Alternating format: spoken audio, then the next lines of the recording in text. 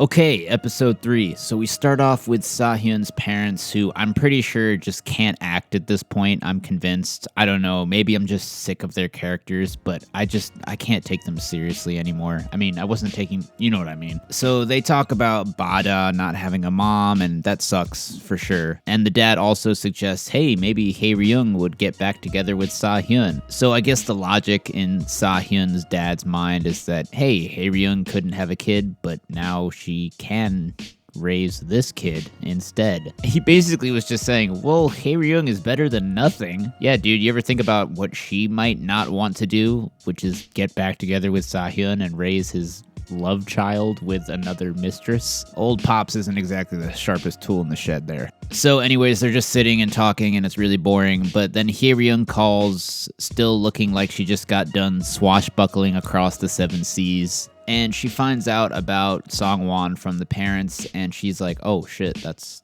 tough. And she gets in the car to go see Sahyun. Okay, so then we're back with Mr. So and Seeun, and yeah, Mr. So is basically just simping for Seeun at this point. He's saying all this stuff like, did you ever see me in a romantic light? You're this, you're that. He's just continuing to lay it on and put it all out there, which is just so weird to see compared to the first 2 seasons. I feel like this is still a good thing, but it's also a little concerning how one-sided it looks in this particular scene. But I think it's just Seeun needing to process everything that's going on, and of course she still has her divorce and her former life on her mind. So we'll just have to wait and see how it goes. Alright, so then we're back to Hae-ryung, and she is sitting down with Sahyun. She basically just says, hey man, I heard the news, shit's tough, dang bro. And he's like, yeah.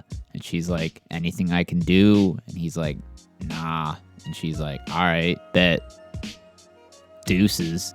And Hae-ryung leaves, and I'm looking for her reaction. I do believe that she feels genuinely bad for Sahyun and Songwon and the fam to an extent. But as she drives back, we see her thinking to herself, hey, karma's a bitch, though. And at least she has the grace not to smile or laugh evilly or anything like that. So back to Seeun and Mr. So, and we continue to get more Mr. So lore. And it's cool and all. We learn his parents divorced when he was young, right around Yu-ram's age, in fact. And yeah, this is something that we kind of suspected might be in his past based on how he acted in the first 2 seasons. That being said, man, I love these two getting closer, don't get me wrong, but like, okay, we get it. Let's keep it moving here, guys. We do get another confirmation here that Mr. So definitely was hanging back before and restraining himself because he respected Seeun's marriage and didn't want to cause trouble.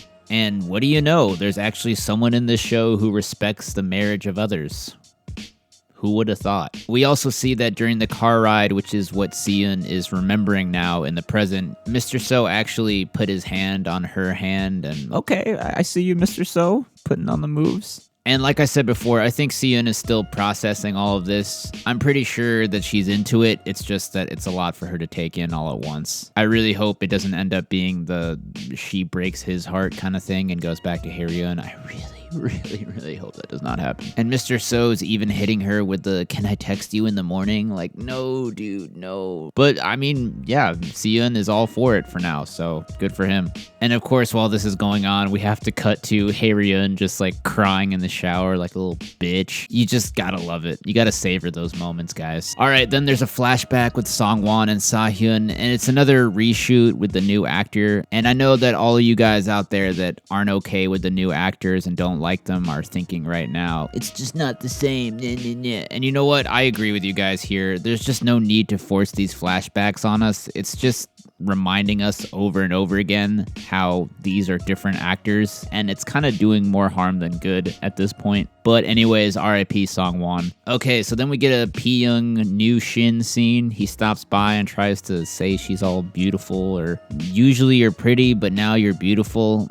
Okay. And she's just not having it. Pyeong starts talking to him about Dr. Shin's alleged murder by Dong Mi. And I love how even Yu Shin himself is saying to Pyeong, why are you getting along so well with Ami? Shouldn't you guys be not liking each other? So they discuss the whole murder thing, and Pyeong's really invested in it still, but Yu Shin's just like, what are you gonna do? Meanwhile, Hae-ryung has not given up on Mr. So. I mean, to be fair, she doesn't even know how far behind she actually is, but she calls up Mr. So and claims to be moving soon because she has sleep paralysis, and so she wants to move to his apartment building or something. So because of that, she wants him to give her a tour of his apartment so she can see what it's like there. Basically, she just wants to get him alone for a bit. And Mr. So says, yeah, sure, whatever. And he looks about as excited as you would be if you found out you had to go to the RMV tomorrow. Hae-ryung, on the other hand, looks positively giddy, so we'll just have to see what happens there, I guess. Then Mr. So and Boo-bae talk, and Boo-bae finds out Mr. So is dating someone, so he's all curious, but Mr. So doesn't want to make introductions until it's time, so he's keeping Seon a secret for now. We do also get a scene where Seon is remembering all the good times she had as a family with Hae-ryung, and she's definitely still dealing with a lot of emotions, and she's not totally over everything.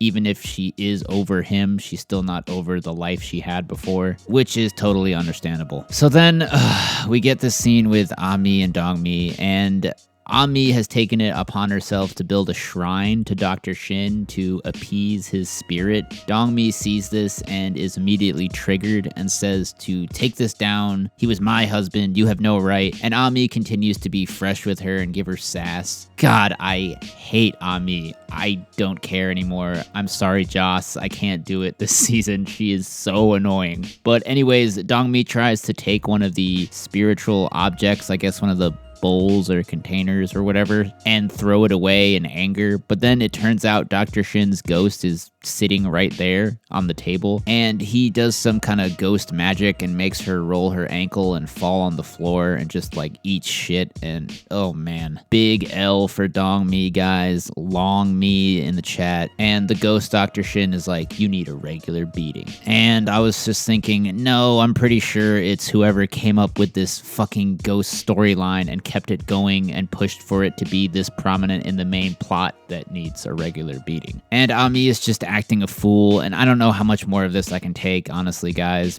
So then we get some much needed Yuram Hyungi time. She basically just has a big sis little bro talk with him about relationships and also tells him, hey, mom might date again. I guess prepping him for if he finds out about Mr. So. We should want mom to be happy again and be able to fall in love and da-da-da-da. Also, we get Seon stopping by to drop off food for Hae-ryung, but she's still cold with him. He's all crying and shit, but yeah, boo-hoo, dude. See you later. Okay, so then we get Hae-ryung stopping by for the tour with Mr. So, and oh god, yep, that's another fantasy. Jesus Christ. I was just getting worried there for a second, like what the fuck was Mr. So doing? And I'm definitely still a little bit rusty, but I did catch this one a little bit sooner. And Hae-ryung hasn't even gone there yet to meet him. She's still getting ready, and she's just imagining how she wants it to go. So now she's on her way over for real this time, and you already know this is going to be a fat L for Hae-ryung, but props to her. She went all out with her outfit and the prep and the flowers that she brought, and she's like, in order to catch a tiger, you need to walk into its den.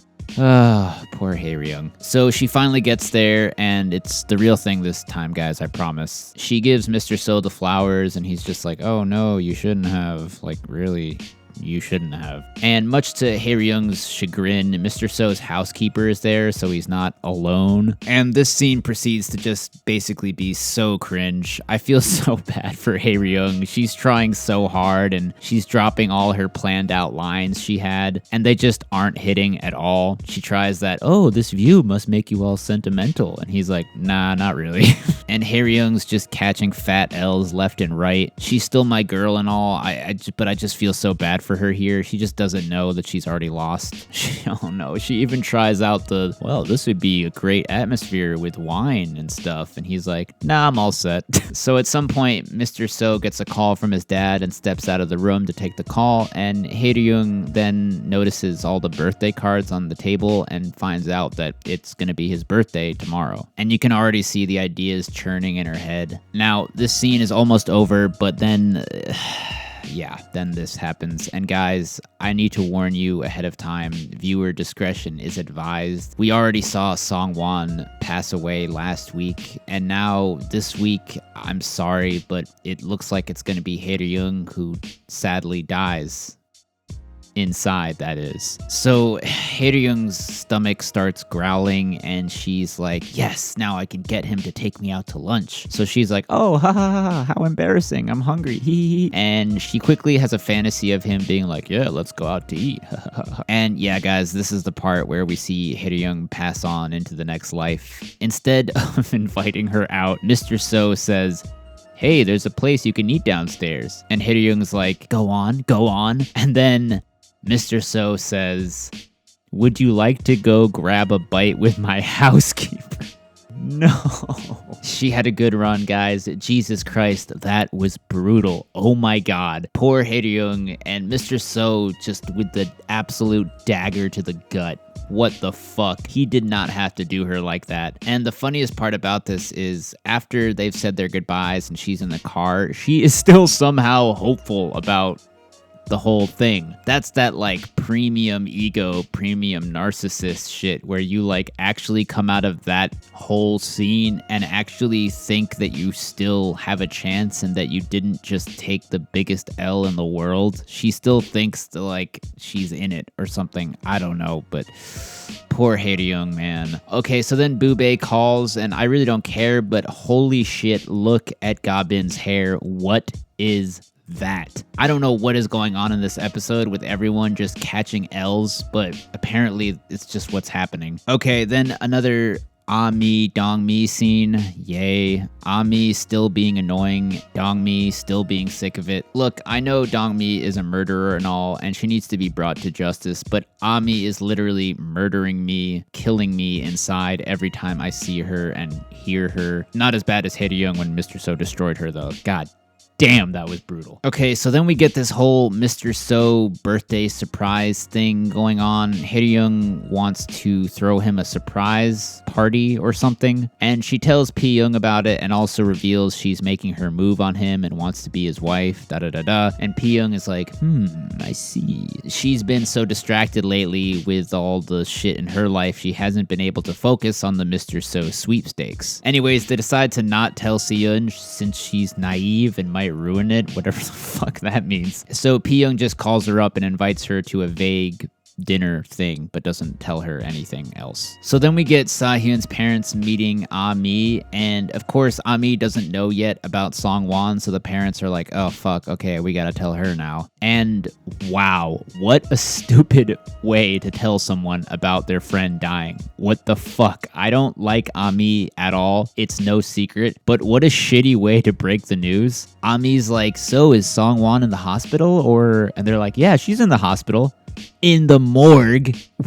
Why would you tell her like that? So now Ga-bin, who we know has recently been the victim of some random person coming up and attacking her forehead with scissors. It happens every day, guys. Please raise awareness. She's the last to find out about Songwon's death. So they're both obviously really torn up about it, and they're going to the funeral to pay their respects. And when they go, Sahyun is there, and they're all crying, and R.I.P. Songwon. Okay, so meanwhile, Mr. So is dropping off flowers now for Si-yoon, and he's still pouring it on. The kids are loving it. Si-yoon's digging it. Everything is still going well. And they also reconfirm breakfast plans for tomorrow. All right, so then we're pretty much at the end of the episode, but we do get a kind of confusing final scene. We see Boo-bae at the doctor's at the same time P-young is there, and he notices her, and then Mr. So runs into someone I guess he knows. Guess we'll have to wait and see who that is. And at the very end of the episode, we hear this scream or shriek, and I guess we're supposed to think it's P-young, though we don't know for sure. I have, as I'm assuming most of you guys have, been so jaded and traumatized by all the clickbait that happens in this show, so I'm not even going to spend too much time speculating about what happened. Let's just move right on into episode 4 and see what actually happened ourselves. Oh, and by the way, yeah, this episode was kind of boring, I guess, kind of slow, but at least we got some fat L's being handed out. The Hae-ryung inner death was absolutely brutal, guys. Very tough stuff to watch. Okay, so first we see Mr. So with Homegirl, and I still don't quite get who she is. They're at Songwon's funeral, so maybe it was that mutual friend they had with the translator stuff. I don't know. Anyways, then we cut to Haeryeon, who just got that medicine straight from Hogwarts School of Witchcraft and Wizardry. Guess he's got the plug there. No, I'm just kidding. It's just something he bought because it was something Siyun used to give him, I guess. I don't know what the fuck it is though, but looks cool. And it's just hilarious to me that Haeryeon is having all of these memories of family life and how happy things were at this point in the game. After his divorce, after his affair, and now after his affair has gone to shit. Where was all of this when he was making the decisions? It's not like this happened last week. Honestly, I have no idea how time passes in this fucking show. It's so vague, but it's been a really long time, and it just seems like so pitifully late for him to start realizing this shit. Like, yeah, you should have, you big twat. Okay, so then Mr. So runs into Ami and Ga-bin at the funeral and catches Ga-bin lacking, dressed like Darth Maul. Dude, I know I keep referencing Star Wars. I'm not even a big Star Wars fan. I'm not picking these outfits and stuff. It's the show, okay? I'm not even trying to. It's just there and I just have to say it, okay? Anyways, Ami is all sheepish, I guess, because she met him before with New Shin. Or sorry, it was Yu Shin back then. And okay, yeah, whatever. And then we get a quick scene with New Shin and Dongmi, but who cares? Who cares? Anyways, let's get to this next scene, which is pretty interesting. Ga-bin and Ami sit down with Mr. So, and they start talking about Haeryeon. Obviously, they are on Songwon's side, so they basically just badmouth Haeryeon for lying and also saying, we don't show her any respect because she doesn't deserve it. Wow. So rich coming from these two. Anyways, Mr. So kind of stands up for Haeryeon a bit and says, hey, don't judge her before getting to know her. And they just continue to really go in on her, talking all that shit. And look, we know Haeryeon isn't perfect, but who the fuck are you two to be judging her? So then Ga-bin and Ami talk with Sahyun's parents and they say, hey, we'll be the baby's aunties and help out. And we also learn finally what the baby's name is going to be. It's Pan Jung Bean. Sorry for the pronunciation as usual. Please don't crucify me. So that's cool. We get the name of the baby. And oh my god, they are just continuing to talk trash about Haeryeon to anyone that'll listen, I guess. You already know I'm Team Haeryeon. Fuck Pinky and the Brain here. Fuck Beavis and Butthead. Fuck Ren and Stimpy. Okay, so then, oh god, then we get more bickering between Ami and Dongmi. You know what? I'm just gonna say it. I'd rather watch Ga-bin and Dongma scenes than this. At least that's just passively boring. This is just downright unbearable. Can we please trade Ami and get Songwon back? I would do that in a heartbeat. Like, why is she even here anymore? There's absolutely no effort in this season to show any credible evidence that Yushin and her even have a relationship anymore. There's no scenes of them in love or talking about their future at all. She's just there, like a little annoying sister or something. There's just absolutely nothing to validate writing-wise that they are actually in a relationship and in love or have feelings for each other. Like, what are we even doing here? So then we get a very quick scene of Mr. So remembering Songwon, which is interesting. It seems that she made an impression on him before she died. Look, I know the season 2 wedding scene seems very unlikely at this point, but it is interesting to see that he did care about Songwon at least a little bit. Who knows what would have happened if she had stayed alive. Okay, so then we finally get to that cliffhanger scene at the doctor's office from last episode, and we hear the scream again, and Pee-young, yes, it is Pee-young who comes out of the room looking very not happy. Dongma sees her go, and for some reason she really made a big impression on him because he's sitting in bed now remembering it, and we still don't find out what happened. Alright, so then Mr. So, Siyun date time again, and he wants her to give him a nickname.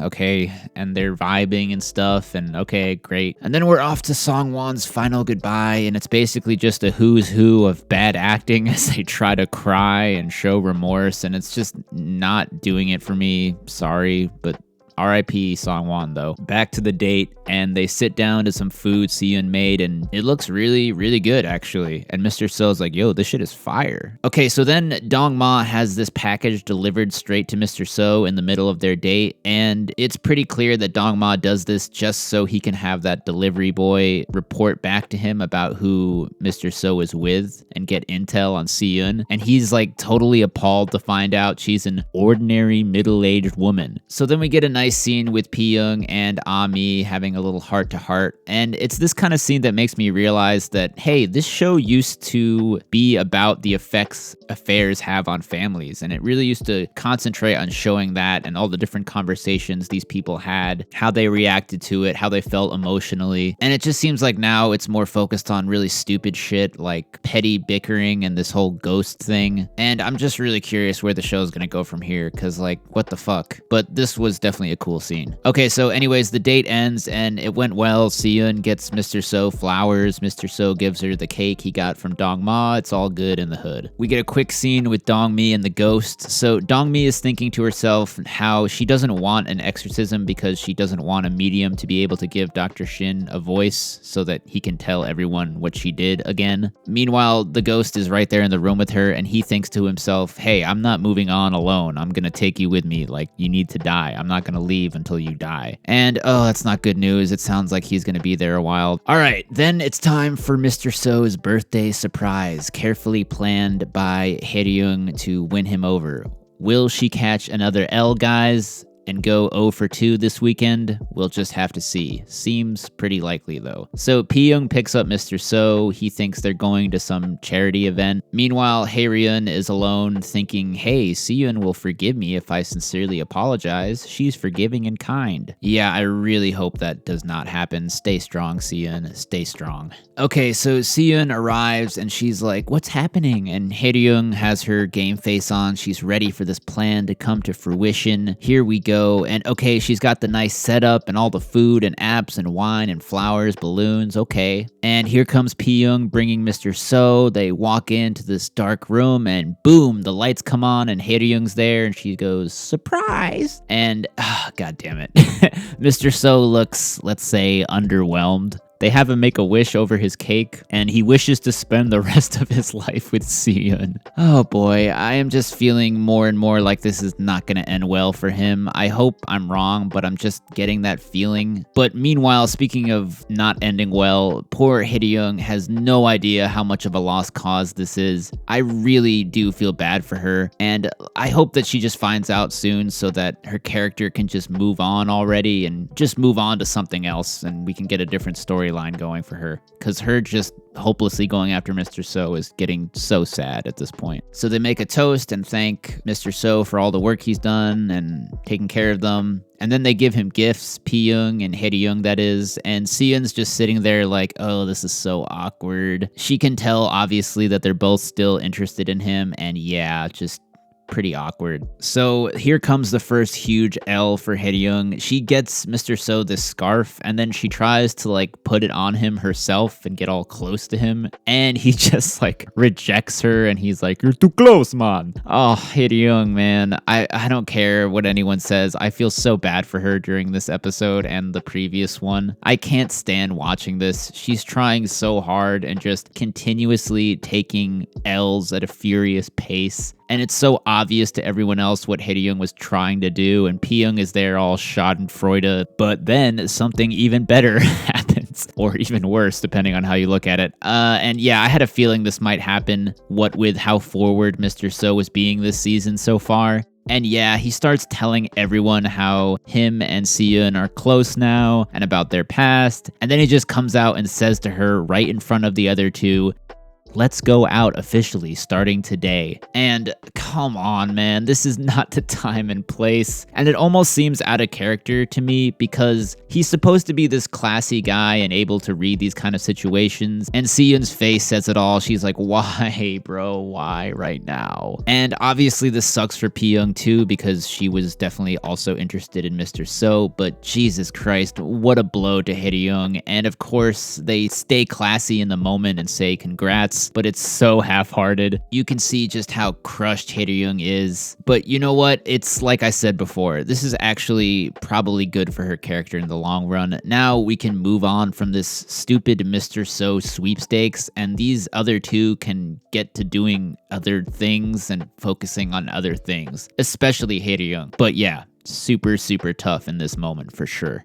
So she keeps it together for the most part, but does like get up and stomp off and go pound some wine real quick. And I'm just thinking, come on, Hae-ryung, keep it together. Don't make a scene. And thank God she keeps it together, but she is just visibly salty as fuck. So everyone goes home and Mr. So and Seon are riding back together. And she's just like, hey, you didn't have to tell them at the party. And he's like, well, the mood and timing was just right. It absolutely was not right. It was probably one of the worst possible moments to tell them that. I get what he's saying, like, may as well just rip the band-aid off and tell them sooner rather than later, so whatever. So the night's over and all's well that ends well for the new couple. Don't get me wrong, guys, I'm glad to see Seon winning and finding some happiness. I just also feel bad for Hae-ryung at the same time. I mean, she was totally delusional and misguided and arrogant, but I don't care, I'm still Team Hae-ryung just as much as I am Team Seon. And meanwhile, Pee-young is handling things more maturely. She's in front of the mirror and she just gives this perfect expression like,